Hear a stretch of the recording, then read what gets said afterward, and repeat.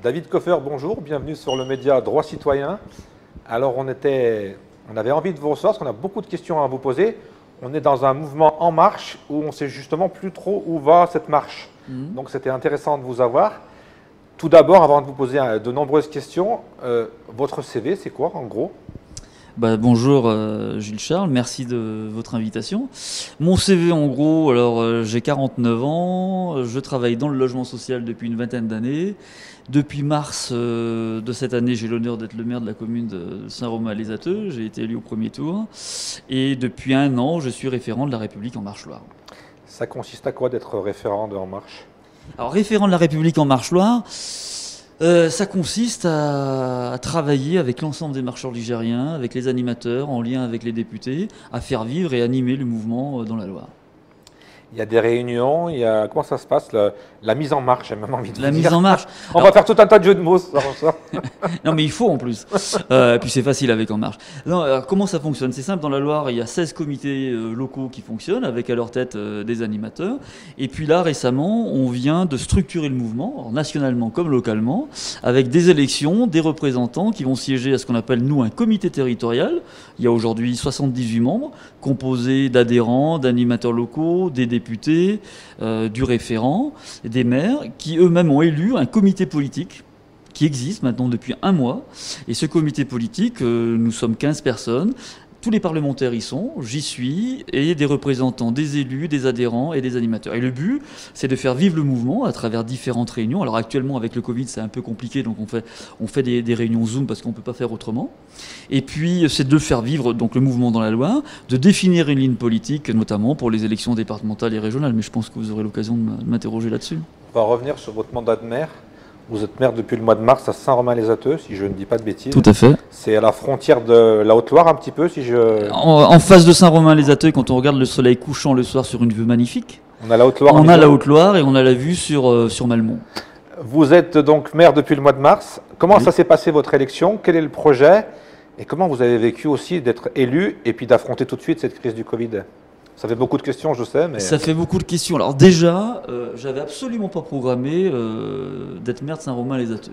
Il se trouve que je connaissais très bien le maire sortant, qui avait décidé de ne pas se représenter. Et puis, lors de différents échanges au niveau du village, on s'était rencontrés. Il me dit, écoute, éventuellement, est-ce que ça pourrait t'intéresser ? Tu verras, gérer au quotidien un village, c'est ce qu'il y a de plus beau, ce qu'il y a de plus magnifique. Et j'avais été candidat, moi, aux élections législatives dans cette même circonscription. Et dans ce village, même si j'avais perdu au niveau de la circonscription, j'avais été en tête au premier et au deuxième tour. Donc on s'est rencontrés avec d'autres élus sortants qui voulaient repartir. Et puis on a réussi à constituer, alors non pas une liste, parce que nous sommes un village de moins de 1000 habitants, ce sont des candidatures isolées, nous avons. C'est-à-dire qu'on peut rayer les noms. Néanmoins, on peut faire ce qu'on appelle des candidatures groupées. Donc on s'est rencontrés, on était une 15 personnes sur les candidatures groupées, et puis on a commencé à élaborer un projet pour le village. Alors on sait que le gros projet de la mandature, ça va être toute la zone de loisirs et le parc des sports qu'il va falloir refaire. Mais entre autres choses, on a aussi envie que notre village, ce qui a été le cas fait lors de la dernière mandature, de continuer à le dynamiser. On a des commerces, on a 2 commerces, on va bientôt avoir un très bon restaurant qui va s'ouvrir. Donc je vous y convierai d'ici le mois de juin. Attention, c'est enregistré, hein, donc on aura des preuves. Il n'y a aucun problème, je prends le pari, et on ira manger tous les 3.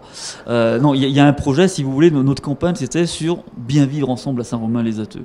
Nous sommes un village de près de 1000 habitants, et puis justement avec la crise du Covid, on voit arriver des personnes qui cherchent à s'installer et s'aérer. Ah oui, complètement. On est à 20 minutes, moi, de chez moi jusqu'à mon travail, quasiment en plein centre-ville de Saint-Étienne. De porte à porte, je mets 20 minutes. C'est-à-dire, c'est strictement rien du tout. Et comme l'hiver, il y a beaucoup moins de neige, c'est moins gênant sur les routes. Moi, j'ai jamais eu de difficulté pour quitter ma maison et descendre travailler. C'est en arrivant, mais ce qui est normal, il y a le flux de circulation, il y a beaucoup plus de voitures. J'ai jamais eu un problème pour remonter chez moi ou pour descendre de Saint-Romain, pour plusieurs raisons. D'une, on a des paysans qui font du très bon travail pour pouvoir enlever la neige. Deuxièmement, on a tous des pneus, on est tous équipés. Adaptés, donc ça aussi c'est pas mal. Et puis vous savez, je ne veux pas faire de publicité, mais vous avez des marques style Dacia Duster en 4x4 qui fonctionnent très très très bien. Donc voilà, donc je me suis retrouvé maire à la tête d'une équipe, et en ayant l'honnêteté quand on a fait la réunion publique pour se présenter, parce que beaucoup n'étaient pas issus de Saint-Romain-les-Ateux. Moi, je ne suis pas né à Saint-Romain, j'y habite depuis 13 ans. 1000 habitants, on était une centaine. Le ratio est quand même pas mal pour une réunion publique dans un petit village.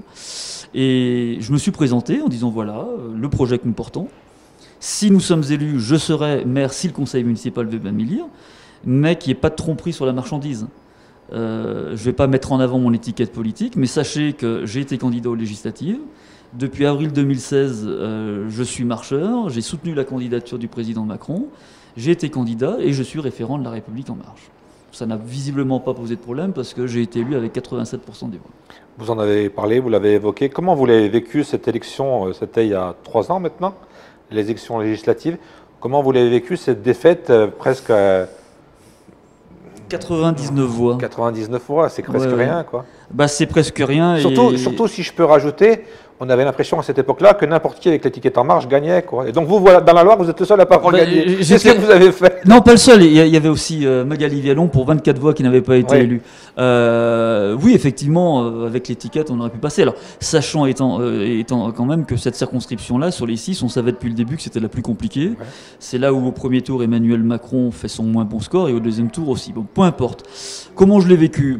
Quand on perd une élection, c'est jamais très agréable, surtout qu'on avait une probabilité de pouvoir la gagner. Pas facilement. Moi, j'ai toujours pensé que je pouvais éventuellement gagner, mais avec 200 ou 300 voix d'écart. Pour plusieurs raisons, parce que la circonscription était compliquée, qu'il y avait un député sortant, même si je ne partage pas toutes ses opinions, mais qui fait un travail, qui est très présent, qui fait un travail un peu à l'ancienne, mais en tout cas, ça paye. Et puis après, il y a eu, sans rentrer dans le détail, et de ma part, une très mauvaise campagne d'entre-deux tours, il faut dire les choses telles qu'elles sont, justement parce que je pensais que c'était cuit. Et en politique, quand on pense que c'est cuit et que le deuxième tour n'est pas passé, on se ramasse. Donc je me suis ramassé. L'avantage quand on se ramasse, il y a 2 options. Soit on en tient compte et on se dit pour la prochaine fois, je ne referai pas les mêmes erreurs. Soit on dit non, je suis le meilleur, c'est les autres qui n'ont pas compris. Pour ma part, c'est la première option, quoi. Donc j'ai perdu, j'ai pas gagné, mais j'ai énormément appris. On apprend toujours de ces défaites.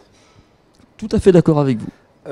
Pour revenir à Saint-Romain-les-Ateux, c'est une commune qui se tourne vers quelle... Quand on est à la frontière entre la Loire et la Haute-Loire, on se tourne, j'ai l'impression, plus du côté de Saint-Étienne, mais est-ce qu'on travaille un peu? Est-ce qu'on a des visions aussi avec la Haute-Loire? Il y a des passerelles. Au niveau des ordures ménagères, déjà, avec le SICTOM Vol-et-Pila, c'est-à-dire que c'est le président du SICTOM, si ma mémoire est bonne, c'est le maire de Saint-Just-Malmont. Donc il y a des liens, et puis de toute façon il y a des liens. Dès que vous sortez, alors, pour ceux qui connaissent, quand vous sortez de Saint-Romain-les-Ateux, que vous arrivez au carrefour de Fontfrède, à gauche vous allez à Saint-Just-Malifaux, et puis sur la droite vous allez en direction de la Haute-Loire. Et pendant plusieurs centaines de mètres, vous longez le côté droit en allant sur la Haute-Loire, c'est la Loire, le côté gauche c'est la Haute-Loire, et ça n'arrête pas de bifurquer si vous voulez. Donc il y a des liens notamment pour les ordures ménagères, et puis historiquement parlant, on est à 500 mètres à vol d'oiseau de la Haute-Loire, et je dirais pas qu'on dépend de la Haute-Loire, mais on a des liens affectueux assez forts de la Haute-Loire. Tout Stéphanois qui se respecte a dans ses veines et dans son sang un ancêtre qui vient de la Haute-Loire, ou en tout cas de la partie de l'Issingelet ou du Velay. 2 choses pratiques, on parle beaucoup de commerce, on parle beaucoup de santé. Quand on veut se faire soigner et quand on veut faire des courses importantes, on se tourne vers quelle ville là aussi? Plutôt Firminy, plutôt Saint-Étienne? Est-ce qu'on va jusqu'au Puy? Comment ça se passe? Non, on ne va pas jusqu'au Puy. Déjà, sur la commune de Saint-Romain-les-Ateux, on a deux petits commerces. On a une boulangerie qui fait épicerie. Et bientôt un restaurant. Et bientôt un restaurant. Non, mais un très très bon restaurant. J'oublie pas, je vous inviterai. Et on a un bar tabac. Après, on a Saint-Genès-Malifaux qui est pas loin, qui est l'ancien chef-lieu de canton du canton de Saint-Genès-Malifaux, où il y a beaucoup de commerces. Pas loin non plus de Saint-Romain-les-Ateux, sur la commune de Saint-Genès-Malifaux, à quelques centaines de mètres, on a une très bonne boucherie. Et puis après, faut faire vivre les locaux, quoi. Il y a ce qu'on appelle le pile à frais à Saint-Genès-Malifaux, il y a le quart d'heure paysan, il faut privilégier tout ce qui est circuit court et faire travailler les locaux. Et les dimanches matins, nous avons un petit marché. De toute façon, les circuits courts, on va y revenir de plus en plus, j'ai l'impression. Donc on est en plein dans le cœur du sujet. Ah oui, bien évidemment, quoi. Il faut. Après, concrètement parlant, moi, pour monter à la maison, je prends la 88, je sors au Chambon au centre, je monte sur Saint-Romain-les-Ateux, il y a tout ce qu'il faut, bien sûr. On va rester dans les territoires, justement. Les départementales, c'est pour le mois de mars. Je crois qu'on vote le même jour pour les départementales et les régionales. Normalement. Les régionales, on en parlera après. Les départementales, je viens d'apprendre une nouvelle. J'ai entendu qu'il y a quelqu'un qui était peut-être pas en marche, mais qui avait l'étiquette un peu en marche à Firminy, qui aujourd'hui a rejoint l'UDI et qui se présentera au départemental. Donc j'avoue encore une fois que j'y comprends plus rien dans les étiquettes. Est-ce qu'on peut aujourd'hui situer En Marche? Concernant ce cas précis, ce monsieur n'est plus En Marche, hein, il a démissionné d'En Marche. Il fait ce qu'il veut. Bon, il a rejoint l'UDI, très bien. Bon, vous m'apprenez qu'il sera candidat aux élections départementales sur le canton de Firminy. Il est plus chez nous. De lui-même. C'est l'info qu'on m'a donnée. Je ne sais pas, il faut la vérifier. Hein. Oui, et puis peu importe. Je veux dire, moi, c'est le cadet de mes soucis. Chacun fait ce qu'il veut. Chacun se détermine en fonction de ce qu'il pense être le meilleur pour lui. Bon, précisément, vous savez, en politique, il faut des règles essentielles de base. Il faut à la base de la conviction. Il faut de la cohérence et de la constance. Alors, il y a des personnes qui en sont pourvues, il y en a d'autres qui en sont dépourvues. Maintenant, il fait ce qu'il veut. Nous, en ce qui concerne les départementales, c'est la question que vous me posez. Vu que nous avons maintenant ce qu'on appelle de manière statutaire un comité politique, donc composé de députés, de représentants élus par les adhérents, auprès des animateurs, auprès des adhérents et puis le référent qui préside le comité politique, on va déterminer une ligne politique. Et pour l'instant, nous avons décidé depuis une semaine maintenant de lancer un appel à candidature à l'ensemble de nos militants sur les 21 cantons. Alors ça ne veut pas dire qu'on sera forcément présent dans tous les cantons, mais en tout cas, comme pour les législatives, on a lancé... 21 cantons, vous avez dit. Hein. La Loire compte 21 cantons. Il y a 42 conseillers départementaux. Il y a Chaque 21 fois des cantons. binômes, un homme, une femme. Ah, c'est obligatoire. Il faut trouver par canton. En fait, il faut trouver exactement 84 personnes. Il y a un binôme homme-femme titulaire et un binôme homme-femme suppléant. Donc on a lancé un appel à candidature pour voir le retour que nous avons, un peu sur l'idée que Emmanuel Macron avait fait lors de sa campagne des présidentielles en disant « Je veux que les citoyens s'investissent, s'impliquent davantage ». Et ben, nous avons fait pareil. Nous avons un fichier de militants en marche. Ça a été envoyé, on fera le retour d'ici fin octobre, début novembre, et on prendra une position bien évidemment commune et unique concernant les élections départementales. Est-ce qu'on n'a pas envie là aussi un peu de casser la machine? C'est un peu de l'humour, mais de mettre un peu plus de jeunesse, un peu plus de femmes, un peu plus de mixité, je ne sais pas comment l'exprimer, mais est-ce que là aussi, on a un peu l'impression au département, je vais encore me faire des amis, mais on a l'impression que c'est un peu le club du troisième âge? Là, c'est sûr, vous n'allez pas vous faire des amis. Mais c'est pas grave, mais comment on peut renouveler un peu tout ça? On change le discours, ou alors on change les têtes, ou alors on peut être vieux et avoir un discours jeune, je sais pas. Déjà, je pense que la jeunesse, c'est pas un état d'âge, c'est un état d'esprit. Il y a des gens qui... Je pense aux présidentielles américaines où on a atteint les sommets avec des gens qui ont presque 80 ans. Ah bah là, on a atteint surtout le sommet dans le... Bon, je vais arrêter, je peux employer le terme, enfin tout le monde l'aura compris, c'est catastrophique. Non, mais je veux dire... C'est un état d'esprit, la jeunesse. Il y a des gens qui ont 15, 20 ans, 25 ans qui sont vieux dans leur tête. Et puis il y a des gens qui ont 70, 80, 90 ans qui sont toujours... La jeunesse, c'est quoi? C'est d'être curieux. C'est d'aller l'un vers l'autre. C'est d'essayer de provoquer des choses. Bon. Maintenant, je voulais, à travers ces appels à candidature que nous avons faits auprès de nos militants, moi, j'invite vivement tous les gens qui ont envie de s'investir, qu'on ne connaît pas, ou qui ont peut-être, depuis quelques années, mis de côté un peu en marge, qu'ils soient hommes, qu'ils soient femmes, qu'ils soient jeunes, qu'ils soient vieux, peu importe. Le tout, c'est d'insuffler, de donner un nouveau souffle, et pour notre mouvement, et pour le département. Donc, je ne suis pas en mesure de pouvoir vous dire, le retour que nous avons encore pour l'instant, ce n'est pas moi qui m'en occupe directement, mais en tout cas, on souhaite vivement que des gens se réveillent, et se révèlent par rapport à ces élections. Moi, en 2017... j'ai rejoint Emmanuel Macron comme Jean-Michel Mise, par exemple, Valéria, je pense à Jean-Marc, je pense à d'autres personnes. On était peu nombreux au départ. Je peux vous dire qu'en avril-mai 2016, quand on a dit on va rejoindre Emmanuel Macron, on nous a tous rayonnés en disant il ne sera jamais élu, il ne sera peut-être même pas candidat, il va soutenir au dernier moment Hollande, et puis s'il est élu, il n'aura pas de majorité, on les a tous entendus. C'est arrivé après le moment où on s'est posé la question de se dire comment je peux continuer mon engagement. Et c'est là qu'il a proposé à ceux qui voulaient être candidat, de se manifester, de faire un CV, de faire un appel à candidature. Pour les élections départementales, c'est ce que nous avons fait. Comment ça se passe au niveau des idées? On aura une ligne en marche où ces gens-là qui vont venir de la société civile, ils vont amener leurs idées? Les deux. Un mélange, un mixage? Les deux. Il y a des choses où on déterminera des projets et des principales priorités. Pour ça, il y aura un coordonnateur des élections départementales qui va être nommé très prochainement. Et puis, le citoyen, il vit au cœur de la cité. Il est consommateur, il est citoyen, donc il voit des choses qui fonctionnent, il voit des choses qui ne fonctionnent pas. Donc chacun apportera ses idées, et bien évidemment, après, il y aura une ligne directrice. On va parler de technique aussi, parce que les régionales fonctionnent différemment, mais les départementales, c'est une majorité. Quand on vote, il y a un bloc de gauche, il y a un bloc de droite.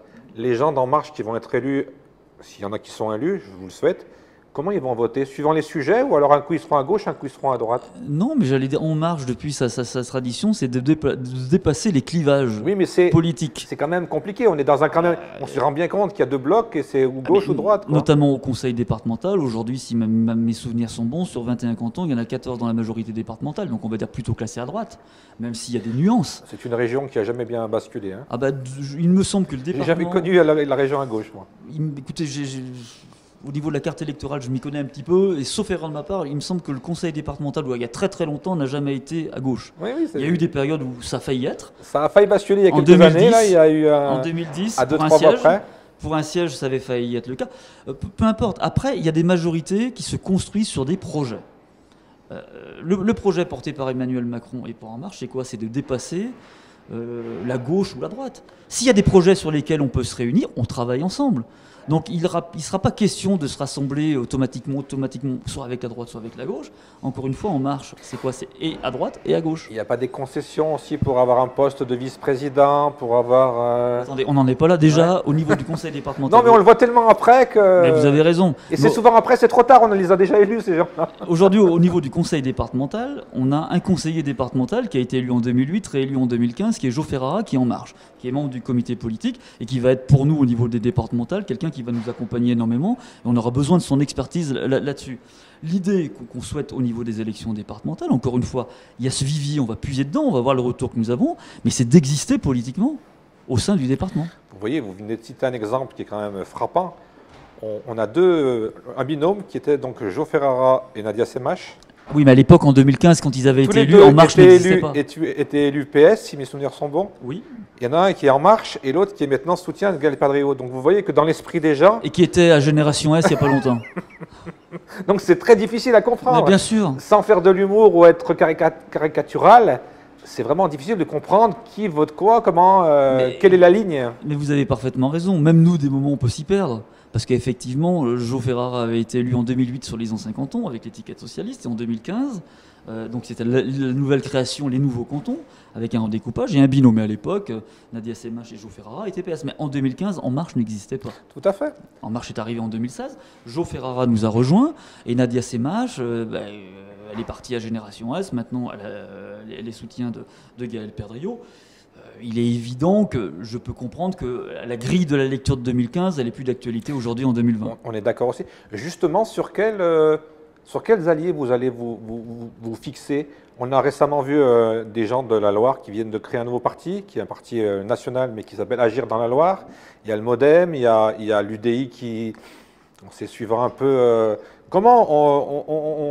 il y a peut-être aussi une partie des socialistes. Donc comment ça se passe au niveau d'En Marche pour le projet ligérien? Mais que ce soit au niveau ligérien, que ce soit au niveau régional... Non, parce que chaque région a un peu ses spécificités. Non. Enfin, oui, chaque région a ses spécificités au point de vue culturel, historique, culinaire. Mais au niveau politique, il faut quand même une uniformité. Ouais. Et l'uniformité, si vous voulez, au niveau national, c'est ce qu'appelle Stanislas Guérini de ses voeux, le président Macron ou autre, on est déjà lancé dans l'élection de 2022. On y viendra après. 2022, il y a En Marche, bien évidemment, mais on a aussi des partenaires. Et les partenaires historiques, c'est le MoDem. C'est Agir. Moi, j'ai récemment eu l'occasion de discuter avec le représentant d'Agir Loire, qui est Éric Berlivet, où on a beaucoup de points de convergence. C'est aussi Territoire de progrès. C'est la construction, ce qu'on appelle de la maison commune. Voilà. Nous, tout seuls dans notre coin, on n'y arrivera pas. Eux, tout seuls dans leur coin, ils n'y arriveront pas. Donc, au niveau des départementales, mais au niveau des régionales, et puis même pour la suite, c'est ensemble que nous allons devoir travailler. Déjà, chacun, pas de son côté, mais déjà en rassemblant ses forces de son côté, En Marche, Agir, le MoDem et Territoire de progrès. Et après, autour de ce qu'on appelle maintenant la maison commune, qu'on appelle de nos voeux, et qu'il faudra se dépasser. On est dans le cadre du dépassement où il faudra se dépasser et le construire tous ensemble. On réussira ensemble ou on échouera ensemble de toute façon. Mais justement, on parle de projet. Quel est le projet pour le département? Le projet, c'est d'amener son complément à une majorité qui existe. C'est de renverser la table, c'est de diriger le département. C'est quoi le projet d'En Marche dans la Loire? Moi, si vous voulez, au niveau de la politique, je ne crois pas à la politique de j'arrive, je renverse la table, je fais table rase du passé. Non. J'allais dire des évolutions, pas de révolution. Nous aurons, et ça vous connaîtrez ça fin octobre, début novembre, parce qu'on a déjà des commissions qui travaillent là-dessus, au niveau du projet que nous souhaitons porter au niveau des élections départementales, en interne avec nos militants et en lien, bien évidemment, avec Agir, avec le MoDem et avec Territoire de Progrès. Pour ce qui est des régionales, c'est un autre schéma. Comment ça fonctionne? Là aussi, c'est les mêmes comités, c'est les mêmes appels. Comment ça se passe pour les régionales? C'est les mêmes alliances aussi pour les partis? Si on fait les mêmes alliances, comme je vous disais, la politique, c'est des convictions, c'est de la cohérence, c'est de la constance. Bon, si nous sommes dans la maison commune au niveau départemental et qu'on a identifié des concurrents, non pas forcément des adversaires, mais on va dire des concurrents, il faudra qu'on ait la même ligne au niveau départemental, que nous ayons la même ligne aussi au niveau régional. Je vais prendre un exemple très, très simple pour comprendre. Il est évident qu'on ne pourra pas soutenir d'une manière ou d'une autre un candidat aux élections départementales qui, aux élections régionales, appellerait à voter ouvertement pour Laurent Wauquiez. Sachant que nous allons être dans une campagne assez frontale avec lui, il faut quand même dire les choses telles qu'elles sont. C'est un adversaire redoutable, c'est un homme brillant, intelligent. Ça va être très très compliqué. Il y a un minimum, encore une fois, de cohérence à avoir. Le but, c'est donc d'être cohérent entre les départementales et les régionales. On nous a suffisamment reproché, et des moments à juste raison, hein, et notamment on l'a peut-être payé cher au niveau des municipales, alors pas forcément dans la Loire, mais dans d'autres départements où on a fait des alliances, où comme vous le disiez, on ne savait plus exactement où nous en étions. Au moins, en tout cas moi je vais m'y employer, qu'on ait une cohérence, une ligne claire entre les départementales et les régionales. Qui plus est, elles vont avoir lieu le même jour, Oui, les deux dimanches de suite. Les gens ne comprendraient pas que pour les départementales, on soutienne quelqu'un qui va nous taper dessus pour les élections régionales. Enfin, moi déjà, je ne comprendrais pas, et j'avoue que ça me plairait. C'est pas dans la conception que je me fais de la politique, en tout cas. Ça veut dire qu'au niveau régional, on est quand même dans l'opposition à Laurent Wauquiez, En Marche. Très clairement. Et dans le département, on n'est pas forcément en opposition avec Georges Gigler. Déjà, au niveau des caractères, c'est pas les mêmes caractères, Oui, premièrement. C'est tout le paradoxe c'est tout le paradoxe des formations politiques, quoi. Mais la politique est paradoxe en elle-même, déjà. Moi, je ne compare, je mets pas sur le même plan du tout. Ah, mais moi non plus, je pose juste les questions. Notre adversaire pour les élections régionales, là, c'est clair, net et précis, c'est Laurent Wauquiez. Il n'y a pas photo, enfin, je veux dire. Et j'ai même envie de vous dire, c'est la politique de Laurent Wauquiez, c'est pas l'homme.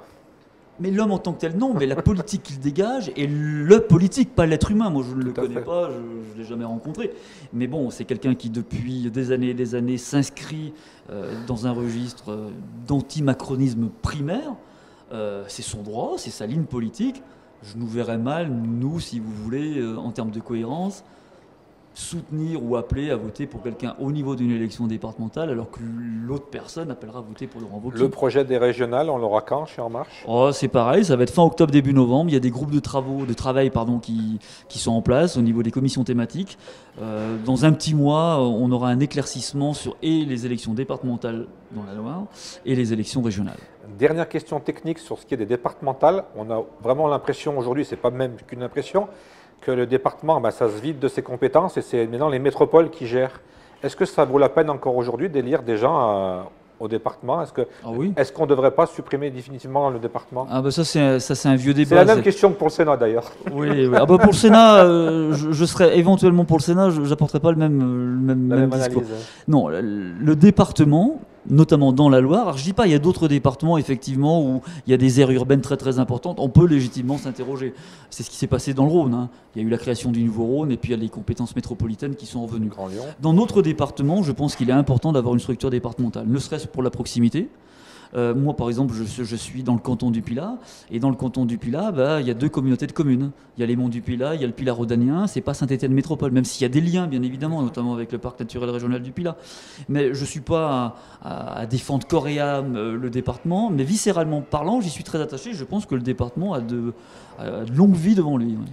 Dernière question pour les régionales. Quel est, en gros, même si vous n'avez pas les bases, quel est le projet de cette énorme région Aura, Auvergne-Rhône-Alpes?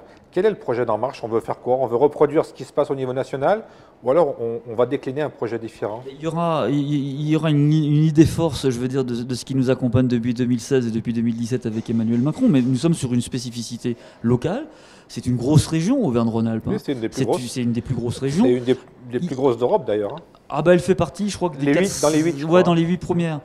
C'est une région qui a des atouts formidables, avec une diversité sans égale dans d'autres régions. Nous, le projet qu'on aura, si vous voulez, par rapport à la politique menée par Laurent Wauquiez, c'est que ça ne doit pas être uniquement une politique basée sur la communication, basée sur l'esbrouf et basée sur j'ouvre le carnet de chèques. Le clientélisme? Bah, comment on peut appeler ça autrement? Enfin, je vois pas, moi. Hein. Alors, en fonction de, j'ai lu ça. En fonction de comment on se regarde, on peut toujours dire il y a du bon clientélisme, il y a du mauvais clientélisme. Je dis pas qu'il faut aider, bien évidemment. Moi, je suis maire d'une commune, on a des projets, et je vais être très heureux et très content que la région nous accompagne, au titre que le département, au titre que l'État à travers la DETR, la dotation des équipements des territoires ruraux. Mais ça ne doit pas être l'alpha et l'oméga de la gestion d'une région, uniquement sur le clientélisme. Dernière question sur les politiques locales. Comment vous examinez, comment vous regardez, avec un peu de recul maintenant, on peut le dire, hein, la déroute d'En Marche au municipal? Bon, on peut plus que le dire parce que de manière. Non, mais faut. Non, mais j'ai déjà tellement de gens qui m'ont blacklisté. Il faut que je fasse. Oui, écoutez, peut-être qu'on sera tous les deux blacklistés, c'est pas grave. Hein, c'est pas grave ça. Il faut toujours dire ce qu'on pense. Alors on peut le dire avec des mesures, avec des sens et avoir le sens de la nuance, bien évidemment. On va pas tourner autour du pot. Nationalement, ça a été une catastrophe. Moi, je l'ai dit lors d'une interview qui m'a valu d'ailleurs quelques reproches de la part de certains, peu importe. J'assume complètement ce que j'ai dit. Et en plus de ça, je prends ma part de responsabilité parce que moi-même, j'étais membre de la commission départementale d'investiture et qu'on a validé des choix. Mais peu importe les personnes, ce n'est pas une question de personnes. Nationalement, partout où nous nous sommes présentés, même dans des endroits où nous avions des gens, des députés qui se sont présentés, des gens qui étaient parfaitement, j'allais dire, installés, ça a été très compliqué. Très compliqué. Mais comment on l'analyse justement? Moi, je vois deux choses. Il y a une raison, j'allais dire, conjoncturelle. Il faut dire les choses telles qu'elles sont. On sortait quand même d'une crise, gilets jaunes, retraite, SNCF très importante. Donc on n'a pas su mobiliser notre électorat là-dessus. On a peut-être été un peu trop prétentieux, arrogant.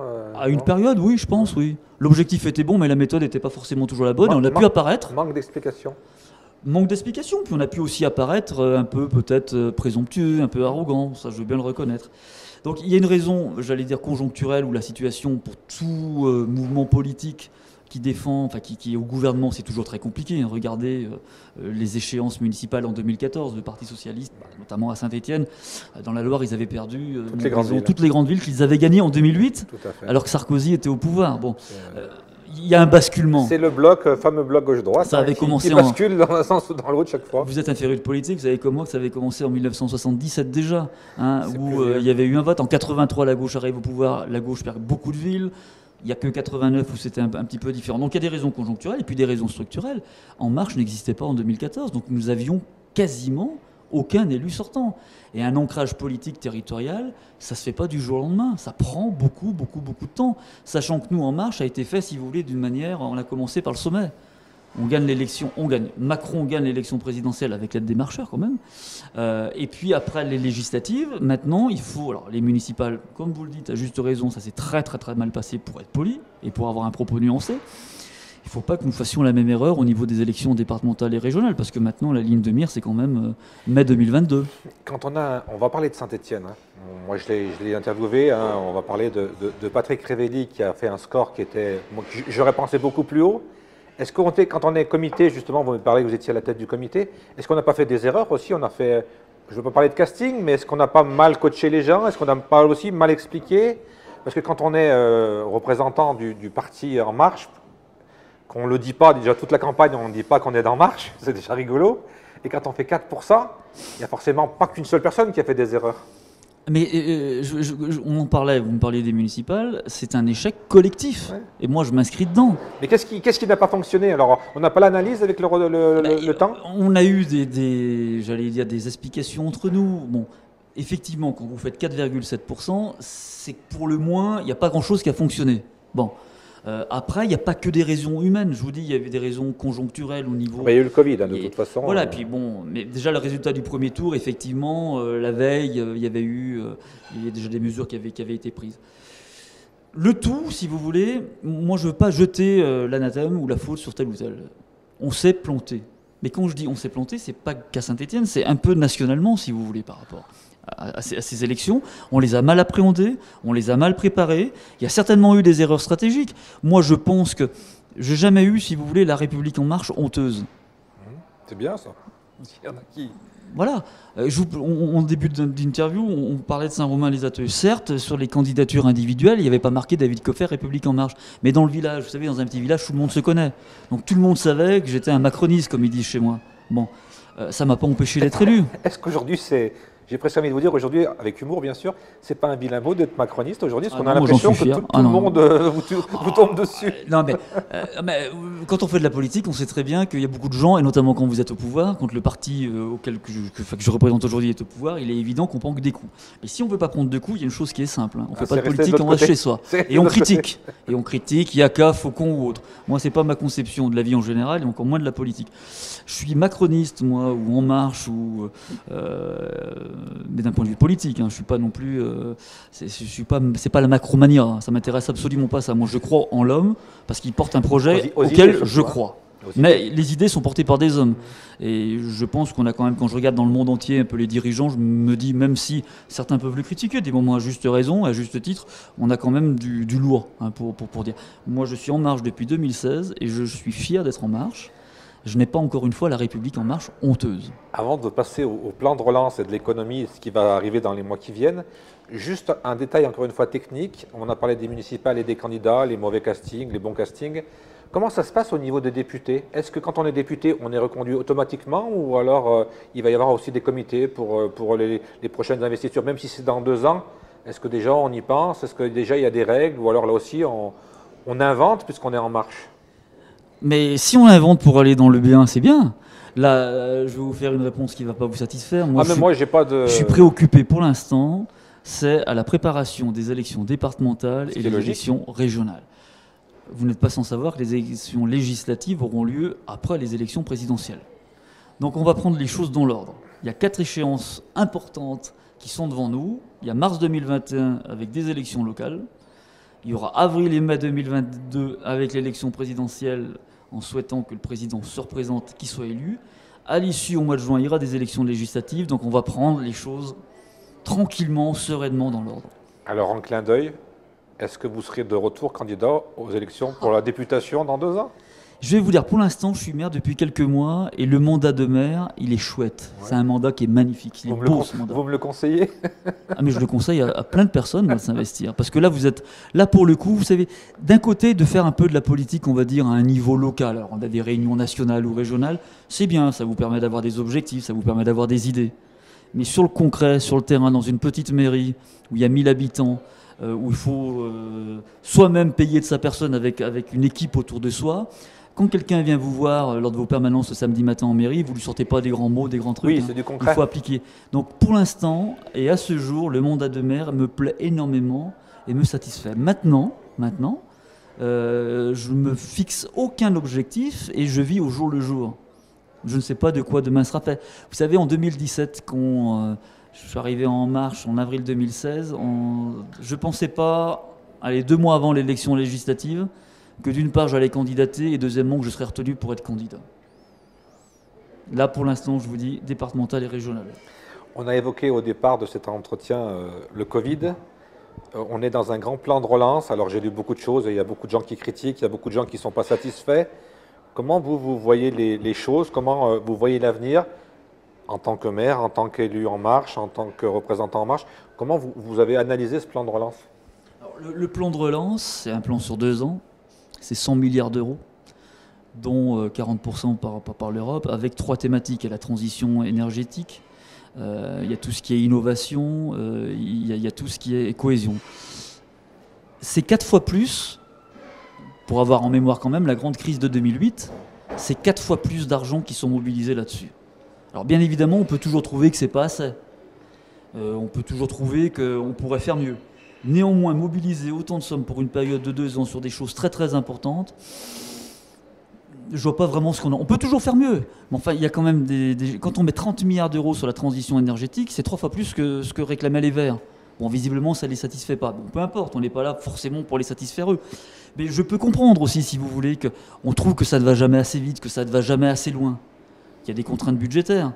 Durant la crise du Covid, en dehors du plan de relance, l'État a pu mobiliser 470 milliards d'euros durant cette crise pour pouvoir la traverser, à travers notamment des mesures pour le chômage partiel, pour des aides aux entreprises, des avances de trésorerie. Cette somme-là a pu être mobilisée, alors certes dans des emprunts, mais depuis 3 ans aussi, il y avait des indicateurs qui étaient assez importantes au niveau de la transition environnementale et écologique, et au niveau de tout ce qui est aussi transport et cohésion sociale. Enfin, je sais pas, moi je pense à la formation professionnelle, où il y a plusieurs milliards d'euros qui vont être mis dessus, la formation des jeunes, l'aide aux soignants, la création de plusieurs postes dans les hôpitaux. Alors, certes, ça ne suffit pas. On le sait bien, et que c'est pas du jour au lendemain qu'on va avoir des... Ça sera peut-être pas visible tout de suite aussi. Vous connaissez, vous, des plans? Vous savez, quand vous êtes... j'ai eu fait, avec mon père, de la voile il y a très très longtemps. Plus vous avez un bateau qui est grand, et le bateau France, il est quand même grand, il est important, quand vous donnez un coup de gouvernail, la trajectoire, elle met longtemps à arriver. Et tout ça, pourquoi elle met longtemps à arriver? Il faut que le capitaine soit bon, et pour que le capitaine soit bon, il faut qu'il anticipe. Parce qu'un coup de barre donné trop fort, le bateau va pas forcément dans la même direction. Et puis même en anticipant, personne n'avait prévu le Covid de toute façon. Ça veut dire personne, et quand vous faites du bateau, personne ne peut prévoir des coups de vent qui arrivent inopinément. Et en ce qui concerne le Covid, c'est ça. Personne ne pouvait le prévoir, bien évidemment. Tout cet argent, on va le rembourser comment? Pendant combien de temps? Pendant combien de générations? Là aussi, est-ce qu'on creuse des déficits encore? Automatiquement. Automatiquement, on va être à 11% du déficit public. Mais après, il y a deux options. Soit on n'aide pas à la relance le plus rapidement possible et le plus massivement possible. Si on ne fait pas ça, l'économie, elle ne redémarre pas. Et vous n'avez pas peur que là, avec cette deuxième, cette deuxième vague, les restaurants, les bars, le tourisme, l'événementiel, maintenant les salles de sport, ça va être une hécatombe? Ça peut être une hécatombe, effectivement. Mais qui est le responsable? C'est pas moi. Alors, pour une fois, c'est pas moi. Moi non plus, je pense pas. Non, mais... Bien évidemment, on est, et notamment sur la région stéphanoise, Madame la préfète, vendredi ou samedi, va peut-être annoncer des mesures encore plus restrictives. Elles font plaisir à personne, ces mesures restrictives. Je veux dire, quand on est restaurateur, quand on tient un café, quand on tient une salle de sport, je peux l'entendre, je le comprends. Oui, maintenant, la santé publique avant tout, même si ces mesures... Je serais patron de salle de sport ou de restaurant, ça m'ennuierait énormément. Elles sont aussi accompagnées. Je veux dire, il y a du chômage partiel qui est payé à hauteur jusqu'à 100%. Il y a des avances de trésorerie, il y a des aides. Certes, vous avez raison, ça ne remplacera jamais le chiffre d'affaires qu'on faisait.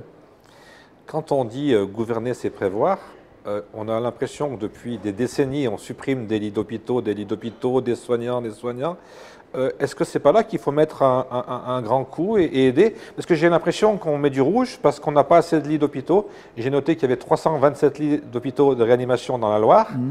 Et on en aurait un peu plus. Ça coûte de l'argent, vous allez me dire, mais ce plan, ça coûte aussi de l'argent. Est-ce qu'on ne peut pas mettre un peu des priorités à d'autres endroits? Au niveau du plan de relance, par exemple, en ce qui concerne l'hôpital, c'est 6 milliards d'euros qui vont être investis. Et on part de loin de l'hôpital, parce que ça fait la situation que nous avons aujourd'hui, et on a notre part de responsabilité, de ces 3 dernières années. Je ne dis pas que tout ce qu'on a fait est formidable, mais on remonte. J'ai lu qu'on continuait à supprimer des lits dans certains endroits, donc c'est pas logique. Il y a des choses qui ne sont pas logiques, effectivement. Donc je vous tiens, je vous ai. Mais vous avez bien raison de me tenir et de m'avoir. Et je suis très bien ici, moi. Mais ce que je veux là par là, c'est qu'on paye, c'est le résultant aussi de différentes politiques publiques.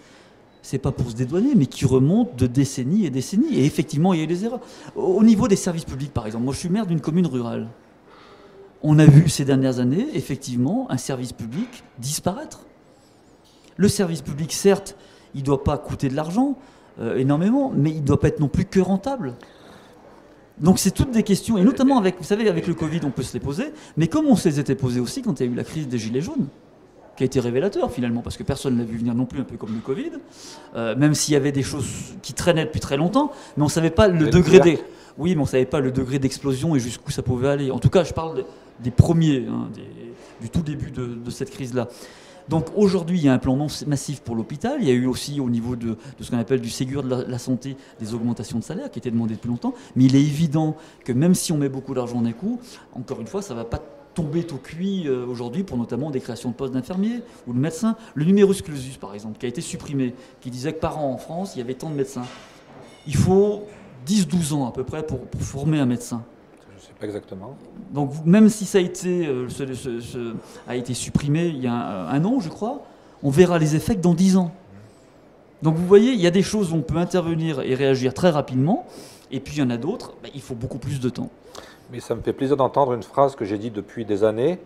Pour moi, un service public ne doit pas être forcément rentable. Et quand je dis ça, j'ai l'impression d'avoir une étiquette socialiste, mais j'ai eu beaucoup de maires de droite qui m'ont dit la même chose. Donc vous voyez qu'entre la droite et la gauche, il y a des choses où on pourrait tous tirer dans le même sens. Eh ben c'est En Marche, c'est à droite et à gauche. Voilà, c'est ça la conception d'En Marche. Alors, les bonnes idées, les bonnes pratiques, elles ne proviennent pas que d'un seul camp.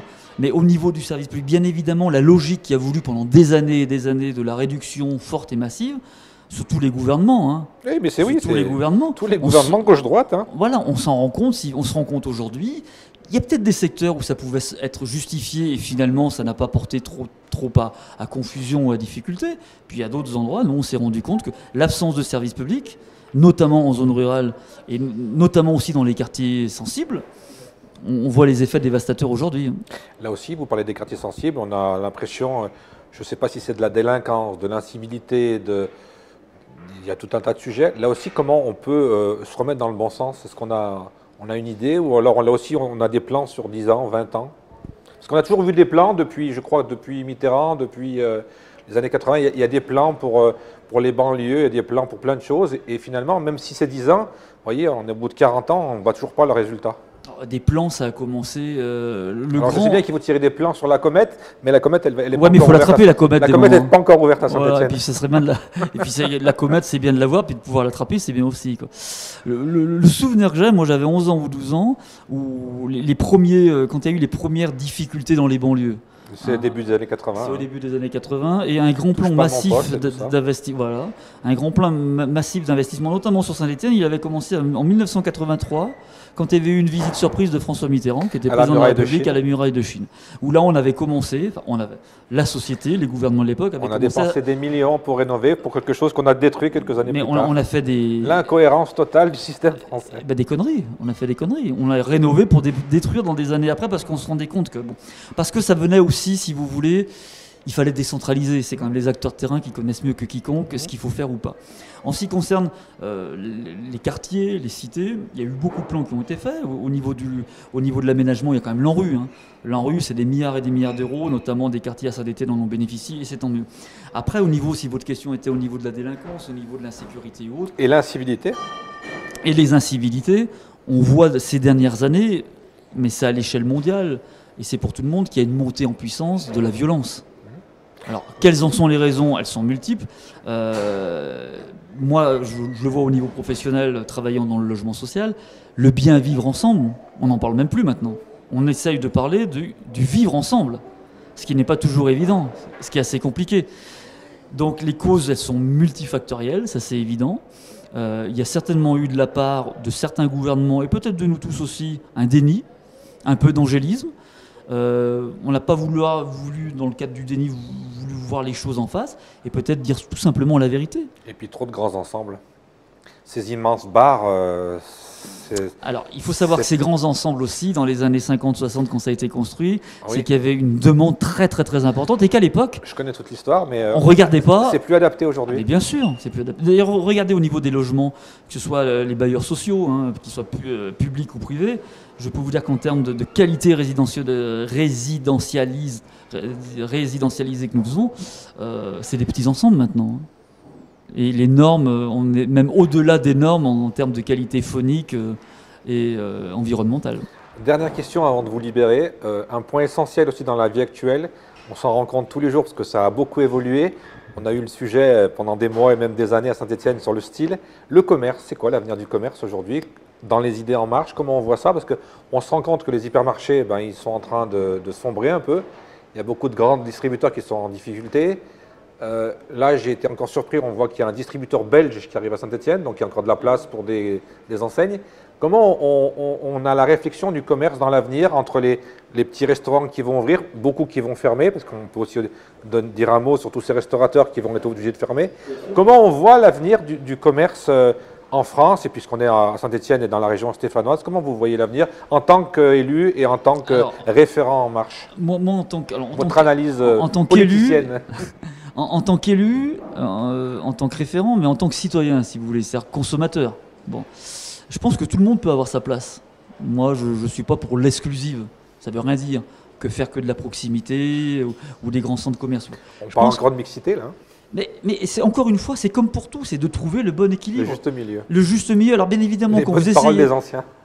Mais aussi, notamment quand vous êtes en zone rurale, je peux vous dire qu'il faut les écouter, les anciens, parce que quand ils vous disent, tu vois, là, tu as voulu faire ça, tu vas voir, l'hiver prochain, ça va pas tenir. On se croit toujours plus malin que les autres, tu vas voir, ça va pas tenir. Il vient vous voir 6 mois après, qu'est-ce que je t'avais dit, ça va pas tenu. Bon, il faut trouver le bon équilibre. Faire que du 100% d'un côté ou 100% de l'autre, ça n'a aucun intérêt. En fonction d'où vous habitez. Moi, j'ai la chance d'habiter dans un massif qui est formidable, qui est le massif du Pilat. Bon, il y a du circuit court, mais il y en a aussi à Saint-Étienne. Mais il faut aussi qu'il y ait une volonté citoyenne de faire l'effort aussi, de faire vivre les petits commerces. Ça ne veut pas dire qu'il ne faut plus aller faire ses courses en grande surface, forcément. Mais est-ce qu'on est obligé de tout acheter en grande surface? Non. Il y a des commerces de proximité qui font de la bonne qualité, qui font du circuit court, qui font du bio, et qui habitent le coin et qui connaissent les produits et qui aiment leurs produits. C'est auprès d'eux qu'il faut se tourner. Mais il ne faut pas forcément et uniquement les opposer. Opposer les gens, on se fait plaisir. Mais par contre, on aboutit sur quoi? Sur rien. On a fait à peu près le tour. Est-ce qu'on a un mot à rajouter, monsieur le référent? Écoutez, monsieur Charles, non. Moi, je maintiens mon invitation pour le mois de juin avec votre collègue technicien. Mais vous savez, j'ai reçu beaucoup de politiques. Si vous en êtes d'accord, si vous me faites l'honneur de me réinterviewer, à ce moment-là, on le fera à Saint-Romain-les-Atheux dans ce nouveau restaurant. En direct du restaurant. Avec plaisir. Juste que j'ai eu interviewé beaucoup de politiciens pendant 4 ans, là, même plus. J'ai eu beaucoup de promesses et j'attends toujours les invitations. Donc on l'a enregistré. C'est enregistré. On vous repassera la bande. Il n'y a aucun problème. Juste une dernière chose, on a bien noté, donc vous préparez les régionales, les départementales. Comme vous êtes référent En Marche, moi je voulais simplement vous demander un petit coup de main. On a du mal à avoir les députés de La République En Marche. Si vous pouvez nous les avoir, pour qu'on puisse les interviewer aussi pour le média Droit Citoyen, qui, je le note pour tous les Stéphanois de la région, là, c'est quelqu'un qui se déplace, qui vient de Lyon. Écoutez, dans la Loire, on a 4 parlementaires qui sont tous formidables, plus les uns que les autres, qui font un très bon travail. Non seulement... J'en ai reçu déjà 3 sur 4 sur un autre média, mais j'ai du mal maintenant à les atteindre. Je vais faire un deuxième engagement, c'est-à-dire le premier, le restaurant, et le deuxième, je les appelle dès ce soir en leur demandant de prendre contact avec vous. C'est parfait. Est-ce que ça vous va? Écoutez, moi ça va, je rappelle toujours qu'on est tous bénévoles, nous, donc on n'a aucun souci. Merci à vous en tout cas, merci bien. Merci beaucoup d'être venu jusqu'à nous, et puis au plaisir de vous rencontrer. Et j'ai bien noté sur mon agenda, au mois de juin, si tout se passe bien, c'est vendu. On va encore prendre des kilos. C'est des bons. Merci à vous. À très vite sur Droit Citoyen.